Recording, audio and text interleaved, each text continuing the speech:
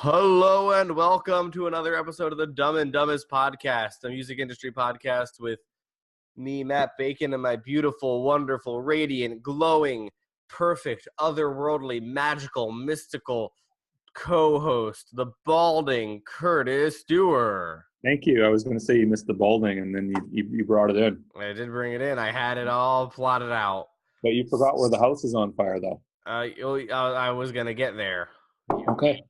The point being, this is a music industry podcast where everything is terrible and the house is on fire. It is. Today we are talking about... Apparently we're talking about online merch sales because Matt has an online merch sales platform. That's not why we're talking about it, but that's... I'm just saying that you wanted to talk about that, and I know why you want to talk about it. It's all good. Maybe that's not why I want to talk about it. Maybe I just wanted to talk about it for the benefit of our listeners. Well, which would be working with you, I'm sure. Ideally, they would be. I'm not saying there's anything wrong with that. I'm just saying this is a topic that Matt brought up, coinciding with the opening of Dropout merch. Just something to realize, I think, and this isn't an attack on Curtis at all, but just something I think not a lot of people kind of starting off in this industry realize is the amount of four-dimensional chess that gets played is fucking insane and a little bit terrifying. Like, yeah. Yeah. That's something you have to be ready for as you're trying to, climb, is there's a lot of four-dimensional chess. There's a lot of four-dimensional chess. So, today, so online merch sales. Yeah. Curtis, what are some of your favorite ways to fuel your online merch sales? Well, I don't really have any online merch myself, so I would have to speak for bands. Yeah, I would have to speak for. But you know what would be cool is if we did a Dumb and Dumbest shirt at some point. I don't know if anybody would actually buy it, but it would still be kind of neat. We could do a Dumb and Dumbest shirt. We could, because I think Dropout merch has a shirt division. We do have a shirt division. Anyways, best way. One thing that I like is when bands do bundles, like where they do like album or download with a shirt or with a hat or something like that. I'm a big fan of that, and I think that's a really good idea as one way to drive your sales. Bundle as much as you can, as often as you can, and I mean, obviously, you don't want to give away the farm, but I mean, if you do a good enough of a bundling job, you should be able to get rid of a lot of merch and make some decent coin at the same time. You know? If you want to see a good example of how to bundle, look at Napalm Records. Their web store is a phenomenal example of bundling. Yeah, true. I'm a huge fan of. I've stolen their web store ideas for other clients. Napalm Records understand bundling. Yeah. Another good way that I think that can also help drive, this is more CD sales, I guess, which is a form of merch, or record sales, is autographed versions where you get a little bit of charge a few extra bucks as a premium just for signing the thing. This happened. Here's a good example. This isn't music related, but the other day my wife went to a bookstore and she bought a new book. And while she was there, the person who was selling the book, they offered her the autograph copy for $3 more or something like that. So obviously she took it. So it was like an extra $3 at the store, or the author made or whoever it was, just for a signature. Yeah, so, absolutely. A lot of people are into that, and it doesn't really cost you anything. No.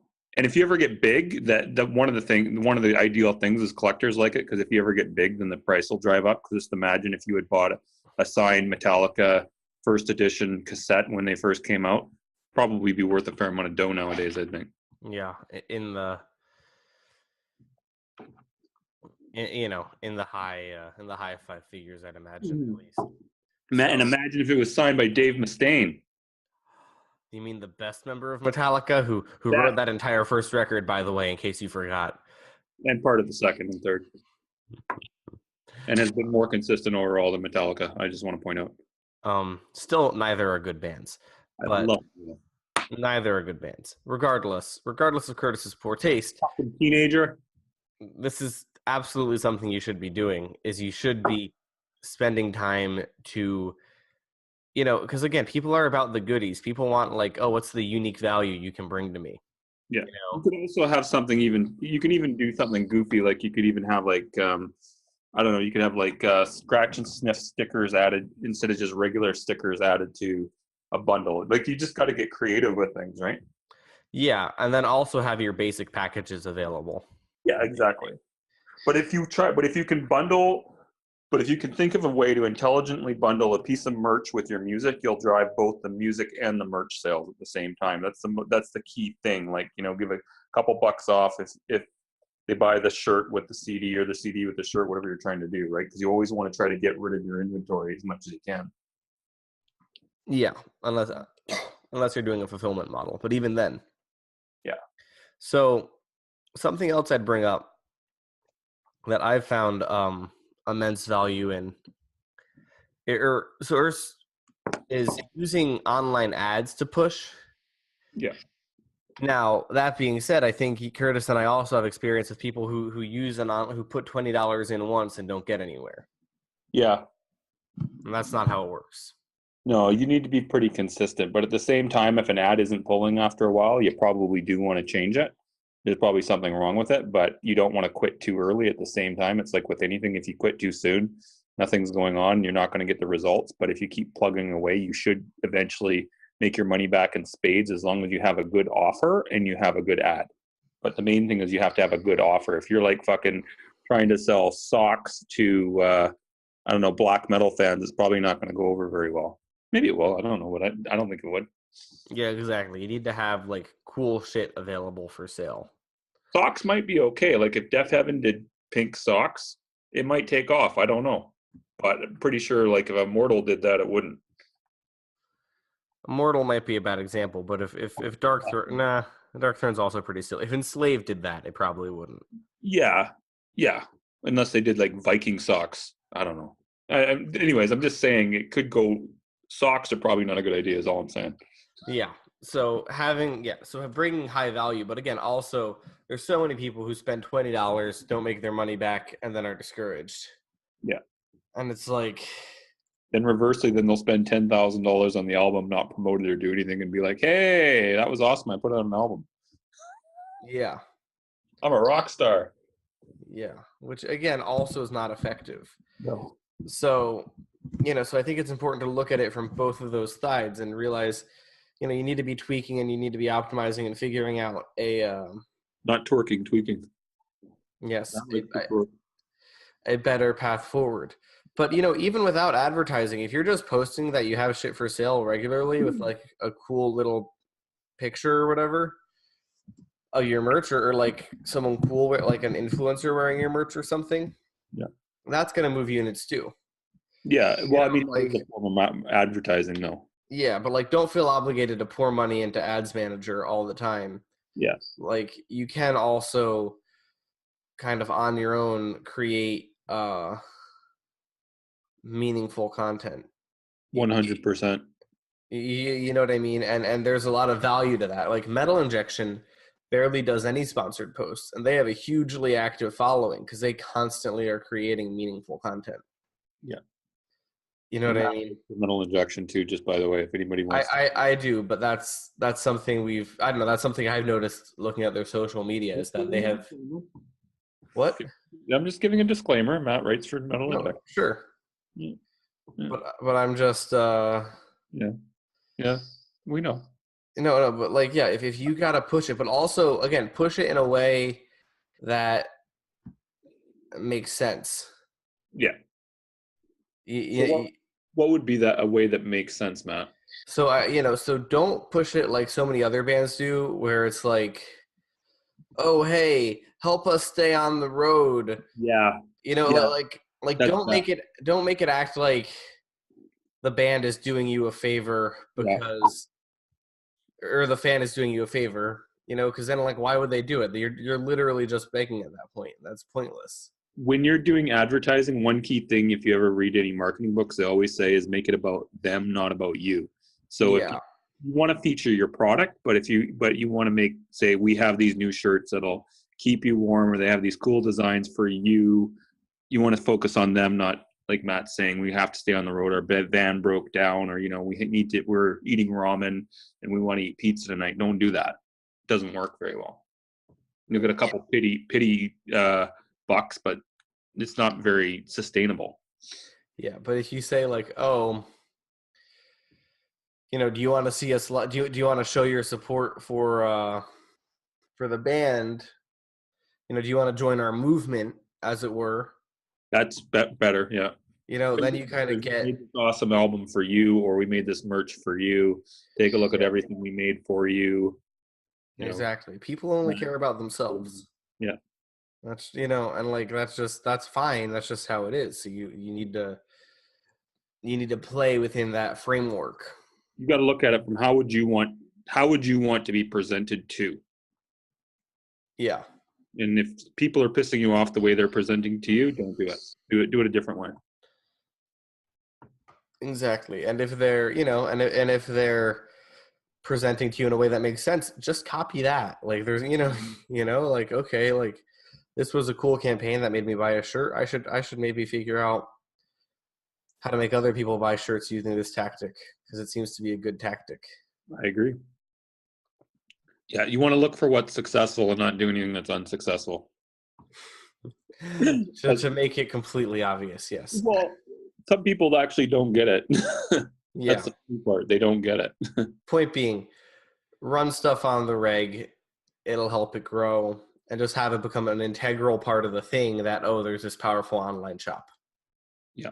You'll go from there. And then furthermore, when you're doing your sales, as a final point before we talk about our plugs, when you're doing the sales, if you're fulfilling them yourself, add in goodies that you can afford to give away, be it like a copy of your first EP or patches or stickers or whatever. Like add in little cheapo goodies, because fans appreciate that. The other thing that's huge that really stimulates sales is a handwritten letter. Yep, that does. Like, if you include a handwritten letter with your merch fulfillment, fucking Man Overboard did that. They were huge up until their breakup in 2016, I want to say. Like, that's just how you show you genuinely care about the fans. Yeah. So, there you go. Well, what I'm actually discussing doing with fucking Dropout merch is having the bands write letters in advance and tossing them into people's orders. That's a good idea. That is a really, really, really good idea. You should make that a requirement, Matt. I'll bet you that will drive sales if you do that. Yeah, there you fucking go. So I'm full of them. That's why they pay me the big bucks. Yeah. Anyway, thank you guys for listening. What do you have to plug, Curtis? Oh man, I got a lot of stuff to plug today. So we got today. Today is tomorrow. So today we have Death on Fire is releasing a new split album with Corpse Paint and Dayglow. Our friend Tim Kennefic, I think that's how you say his last name. He's basically Death on Fire. Good band. Go check him out. Tommy Concrete is also releasing a new album today, and yesterday he streamed it over at Subterranean. Oh, by the way, Death on Fire was streamed at Ghost Cult yesterday, if you want to check it out there. And Ghost then Cult are our beloved hosts. Our beloved host. Thank you again to Ghost Cult for keeping us on their website, despite the the amount of times we say fuck on this show. Yeah, Keith's good for that. I also want to give a shout out to other two web people that we got that are hosted my premiere stay. Subterranean, they're really good with dewarpr. Lane's a good guy, and also we got another host with another stream day, which was Grandma Vedetta. I think that's how you say their name. I can never pronounce some of these weird names. They're kind of like a grungy stoner rock band. Nudge, nudge, wink, wink. And they premiered a track at Doomed and Stoned yesterday. That's right. Yesterday, because this is coming out on the 19th. Yeah. Anyways, all three are great bands. Go check them out. I think I got something else coming out today, Friday, but for the life of me, I can't think of what it is. It's because you don't. Yeah. I know what it is. I'll mention it tomorrow. Never mind. Okay. Anyway, I have a whole mess of things. I'll just talk about Prophecy Fest is coming up in Brooklyn. If you love me, you'll come. If you want me to feel hated and never talk to you again, you won't come. And if you want to make fun of Matt Bacon in person, you will come. Exactly. This is a primo opportunity to make fun of me in person or film a Bacon's bit with me, if you're into that sort of thing. Isn't Andreas going to be there too? Our friend Andreas Schiffman of Prophecy will be there. He's a good buddy. Yeah. And, most of the Prophecy team, most of the U.S. Prophecy team will be there at least. So if you're trying to get on Prophecy Records, that would be a good fest to go to. So that way you could even at least introduce yourself to everyone there and get talking to people that you want to meet with in the future. Exactly. That's kind of a big thing, especially because some of the people there are never on the East Coast. Exactly. So if you want to go meet anybody that's connected with one of the most influential metal labels, go there, introduce yourself, say hi, don't be a pest, but Buy a bunch of merch. It'll be good. connect. Anyway, thank you guys for listening. This has been Dumb and Dumbest. Goodbye. Not going to say anything. Nothing, Curtis? Nothing. No, nothing. No, I'm not going to say it. Okay, you're not going to say it. Are we done yet?